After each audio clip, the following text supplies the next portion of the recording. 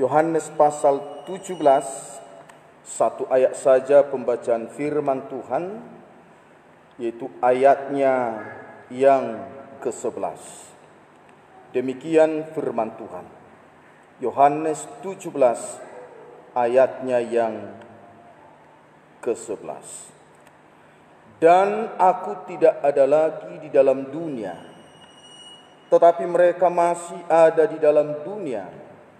Dan aku datang kepadamu, ya Bapa yang kudus, peliharalah mereka dalam namamu, yaitu namamu yang telah Engkau berikan kepadaku, supaya mereka menjadi satu, sama seperti kita.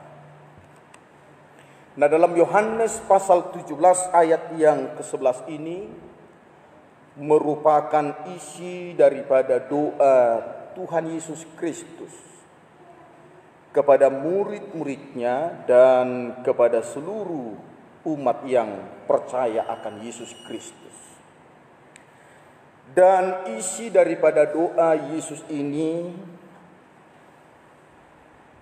yaitu supaya setiap orang yang percaya, yang kelak akan ditinggalkan oleh Yesus di dunia ini, karena Yesus akan kembali ke sorga, dan dia berdoa kepada Bapa, jadikanlah mereka satu, sama seperti aku dan engkau adalah satu.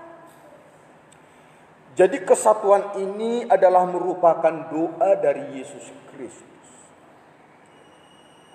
Dan kesatuan ini begitu sangat penting untuk kita miliki bersama-sama. Walau kenyataannya hari-hari ini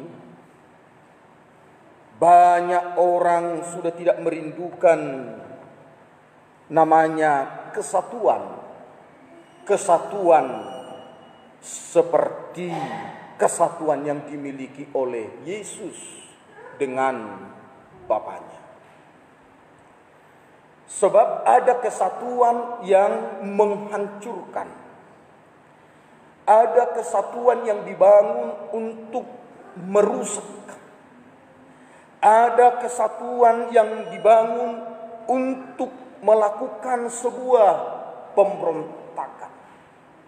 Jelas kita lihat di dalam Alkitab, pada waktu pembangunan Menara Babel, bahwa semua orang bersatu untuk mendirikan sebuah menara yang tingginya sampai ke langit. Tentu pembangunan menara yang tingginya sampai ke langit ini, mereka bentuk sebuah kesatuan yang luar biasa. Tetapi kesatuan itu dilihat oleh Tuhan bukan kesatuan yang sedang dibangun untuk memuliakan nama Tuhan. Bukan sebuah kesatuan yang sedang dibangun untuk menyenangkan hati Tuhan. Tetapi justru untuk melawan Tuhan. Karena mereka membangun menara itu sebuah kesombongan. Dan seolah-olah mereka berkata, biar kita lihat nanti, bila kelak lagi Tuhan menurunkan air bah ke dalam dunia ini, kita bisa naik tangga ini sampai ke langit. Nah, untuk itu jemaat yang terkasih dalam Yesus Kristus, kesatuan ini begitu sangat penting untuk kita miliki. Sebab kesatuan ini merupakan doa dari Tuhan Yesus Kristus. Nah, kesatuan yang dibangun walaupun kita berbeda-beda. Manusia yang Tuhan ciptakan itu tidak ada yang sama persis. Walaupun dia secara fisik dia lahir kembar, belum tentu secara sempurna mereka memiliki kesamaan. Apalagi itu berbicara sifat karakter. Jadi manusia yang Tuhan ciptakan itu berbeda-beda. Berbeda wajahnya, berbeda berat badannya, tinggi badannya, berbeda rambutnya, berbeda sifat karakternya. Tapi kita harus bersatu. Inilah doa Tuhan, kita harus menggenapi doa Tuhan Yesus Kristus ini supaya kita bersatu. Kesatuan sama seperti Bapa dan Anak. Itulah kesatuan yang harus kita miliki. Bukan hanya kesatuan yang dibangun oleh sebuah organisasi. Kita satu marga. Kita satu agama. Kita satu suku, kita satu bangsa, kita satu gereja. Bukan hanya kata kesatuan yang seperti itu yang dimaksud oleh Tuhan Yesus. Sebab ada banyak orang satu bangsa, tetapi belum tentu hatinya satu. Satu gereja belum tentu bisa sehati. Jadi kesatuan itu bukan hanya sebuah kata-kata, tapi kesatuan yang dibangun di dalam Yesus Kristus, sama seperti kesatuan dengan Bapa-Nya. Nah, untuk itu jemaat terkasih dalam Yesus Kristus, bersatu walau berbeda-beda. Jadi bukan berarti bersatu karena sama, bukan. Bersatu walau berbeda-beda. Sama seperti semboyan di negara kita ini, bangsa kita Bhinneka Tunggal Ika. Berbeda-beda tetapi kalau kita lihat di bangsa kita ini, kita mengalami banyak ragam perbedaan. Berbeda suku, berbeda adat, berbeda kebudayaan, berbeda agama, berbeda bahasa. Itulah yang kita miliki, keragaman perbedaan di tengah-tengah bangsa kita ini. Tetapi kita satu, yaitu satu negara Indonesia. Tetapi jemaat terkasih dalam Yesus Kristus, kesatuan itu bukan hanya sebutan, tetapi kesatuan itu harus kita benar-benar perjuangkan.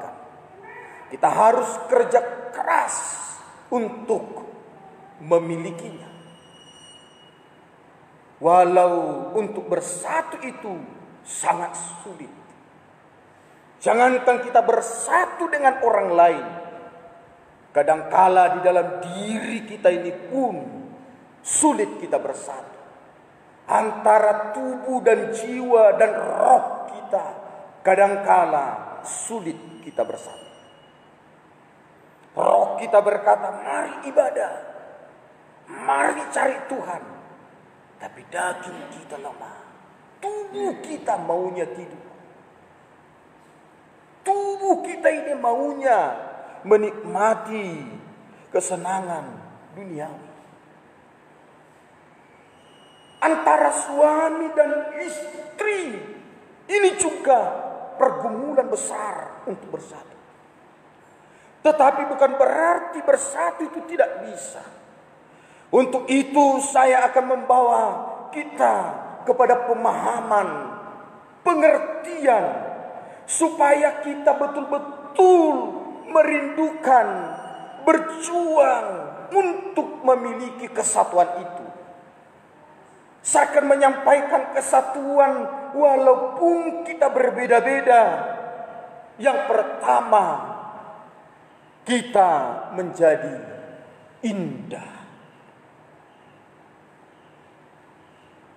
Jadi bersatu walaupun berbeda membuat kita menjadi indah. Kalau bersatu tetapi sama, itu kurang indah. Contoh seperti ini. Kalau Tuhan hanya menciptakan laki-laki di dunia ini, semua kemana-mana pun ketemu hanya laki-laki, kurang indah. Dan bisa saya katakan tidak indah. Tapi karena ada laki-laki, ada perempuan yang berbeda jenis kelamin, sehingga menjadi indah. Lihatlah seperti tangan kita ini ada 5 jari-jari. Ada ibu jari, ada jari telunjuk, jari tengah, jari manis, jari kelingking. Coba perhatikan. Jari di tangan kita ini sama enggak besarnya? Sama enggak panjangnya? Kalau sempat sama besarnya, sama panjangnya, itu sudah tidak indah. Ini masing-masing berbeda. Secara fisik berbeda. Berbeda besarnya, berbeda panjangnya, berbeda letaknya. Secara fungsi juga berbeda. Tapi di saat disatukan di dalam satu tangan, sehingga menjadi indah. Pemazmur berkata, Mazmur 133, oh alangkah baik dan indahnya apabila saudara hidup bersama dengan Roh. Jadi ternyata kesatuan itu, bersatu itu di mata Tuhan itu begitu indah. Makanya Tuhan sangat senang dengan orang yang hidup dalam kesatuan. 2 orang saja sepakat meminta apapun juga kata Tuhan. Di dalam sebuah kesehatian, kesatuan, apapun permintaan mereka dikabulkan. 2-3 orang berkumpul di dalam namaku, aku ada di tengah-tengah mereka. Bayangkan 2 saja ditambah dengan 3 bersatu, Tuhan bisa hadir. Karena sangat senang dan bahagianya Tuhan melihat kesatuan itu. Indah di mata Tuhan. Coba kalau kita lihat di taman bunga. Kalau sempat di taman bunga itu hanya satu warna bunga, rasanya tidak indah. Tapi waktu kita pergi ke taman bunga, berbagai bentuk bunga, berbagai warna-warni. Waduh, luar biasa indahnya. Rasanya kita susah untuk atau berat meninggalkan tempat itu bila kita sudah sedang berada di tempat itu. Bila kita pergi ke satu tempat, melihat pemandangan sekitar yang luar biasa, yang kita bisa lihat banyak hal yang berbeda-beda, sangat indah. Jadi indah itu menjadi sesuatu yang diminati, disukai oleh semua orang. Indah itu menyenangkan. Indah itu menarik perhatian. Pokoknya kalau yang indah-indah itu sangat menarik perhatian. Orang kalau lewat rambutnya warna-warni, waduh, itu menjadi pusat perhatian. Kok lain rambut si kawan ini? Ada putihnya, ada hijaunya, ada kuningnya, ada coklatnya. aneh. Walaupun aneh tapi mata senang melihat. Demikianlah Tuhan melihat bila setiap orang hidup dalam kesatuan, maka mata Tuhan melihatnya sangat indah. Dan kalau Tuhan sudah melihat indah, pasti mata Tuhan tertuju terus kepada orang-orang seperti itu. Tapi Tuhan sangat membenci namanya perceraian, pemberontakan, perpecahan. Tapi Tuhan senang kesatuan. Jadi jemaat terkasih, apalagi kalau suami istri pergi bergandengan tangan belanja ke pajak. Aduh, pasti mungkin mata sepanjang jalan berhenti sejenak. Indahnya. Tapi kalau melihat suami istri di pinggir jalan sedang berantem, aduh, sakit mata melihat.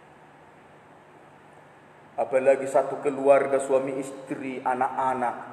Sempat anaknya ada 12. Pergi ke gereja, suami istri di depan, anak-anak mengikutinya dari belakang. Aduh, mungkin sepanjang jalan orang pasti berhenti. Kemanalah iring-iringan orang ini? Indahnya luar biasa.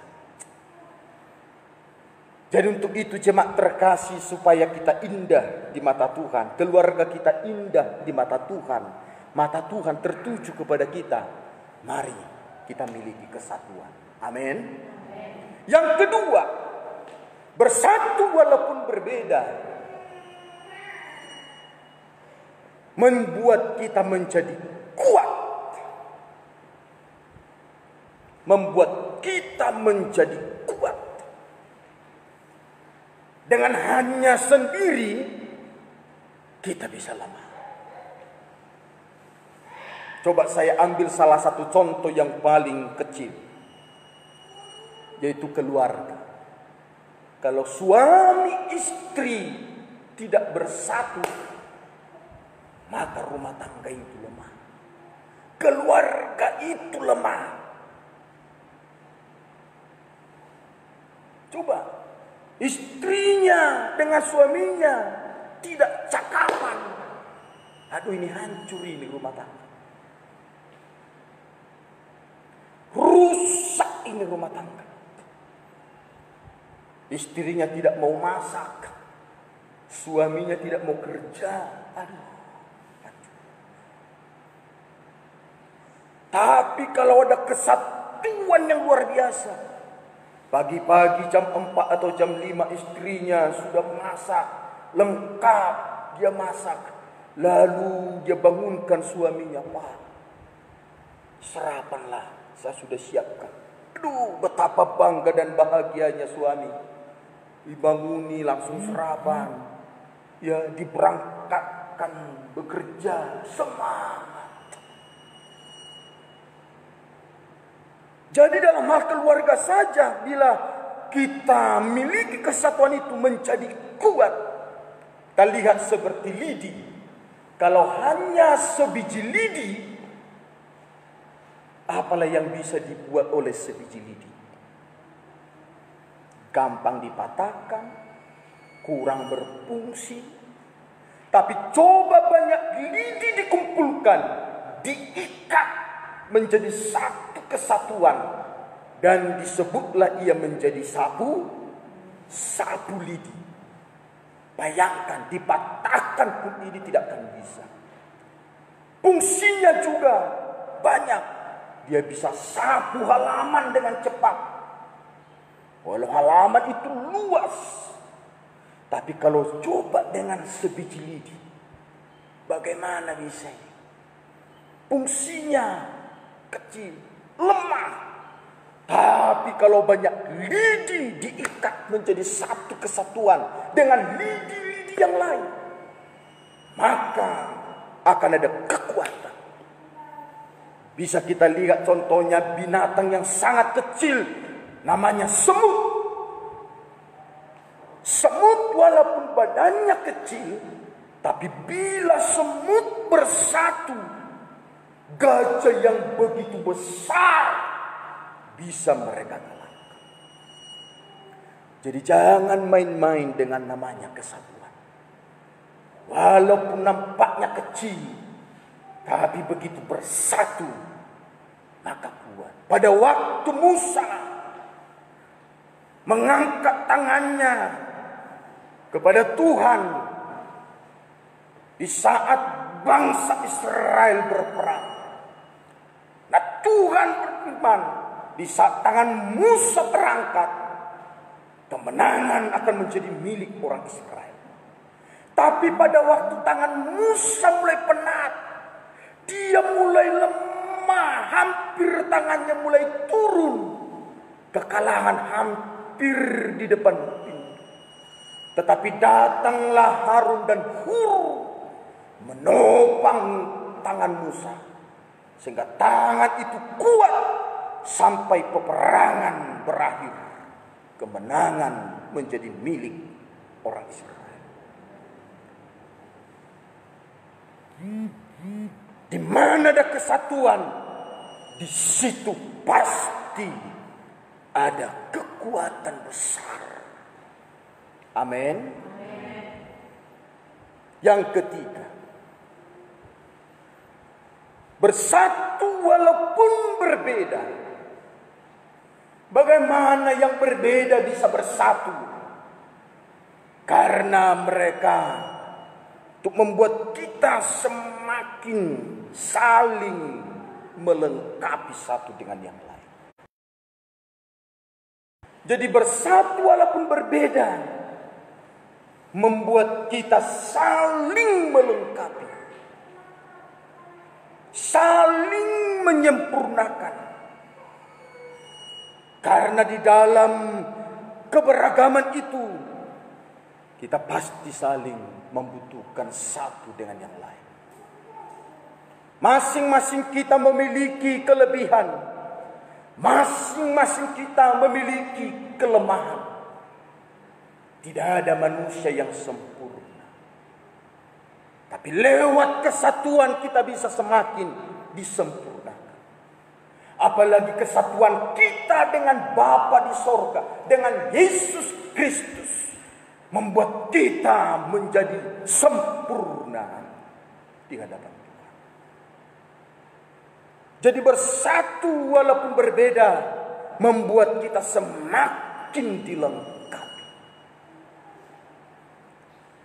Yang keempat, bersatu walaupun berbeda karena masing-masing kita memiliki satu tujuan yang sama.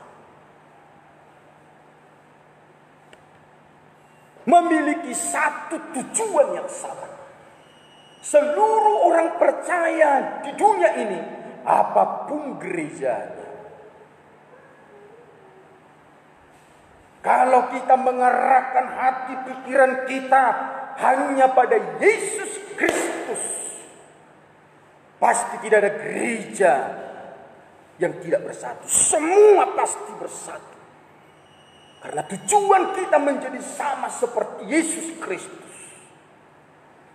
Apapun doktrin-doktrin di dalam gereja kita, tapi kita fokus kepada pribadi Yesus Kristus, mengarahkan kita kepada tujuan yang sama, pasti kita bersatu. Kita tidak mempertentangkan perbedaan-perbedaan, tapi kita menjadikan perbedaan menjadi kekayaan yang luar biasa. Nah, untuk itu bersatu itu membuat kita memiliki tujuan yang sama. Saya sangat merindukan kesatuan itu semakin diwujud nyatakan, pertama di keluarga, kedua di gereja, ketiga di masyarakat di mana kita tinggal, keempat di negara kita ini.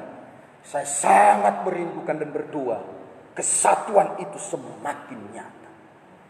Khususnya masalah COVID-19, virus corona yang sedang muka-mukanya mengamuk dengan luar biasa.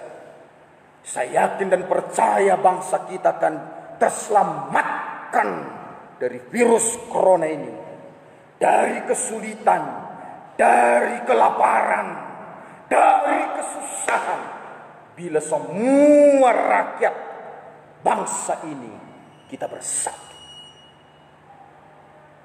Kita memiliki tujuan yang sama, bagaimana kita bisa keluar dari bencana COVID-19 ini. Tapi kalau masing-masing mengambil keuntungan, kesempatan di balik peristiwa ini dengan maksud-maksud lain, kita tidak akan bisa bersatu. Tapi kalau kita bersama-sama punya tujuan yang sama, bagaimana kita mengatasi persoalan ini? Yang memiliki harta lebih berbagi kepada yang memiliki harta yang sedikit. Bersama-sama pemerintah, para pengusaha, gereja, setiap toko-toko, anggota Dewan, semua instansi, TNI Polri, kita wujud nyatakan kesatuan ini. Saya yakin dan percaya kita tidak akan mengalami kesusahan dan kesulitan di tengah-tengah masa sulit sekarang ini. Amin. Untuk itu mari jemaat Tuhan, hindari, jauhkan namanya perpecahan, tapi miliki kesatuan. Amin. Mari kita berdoa.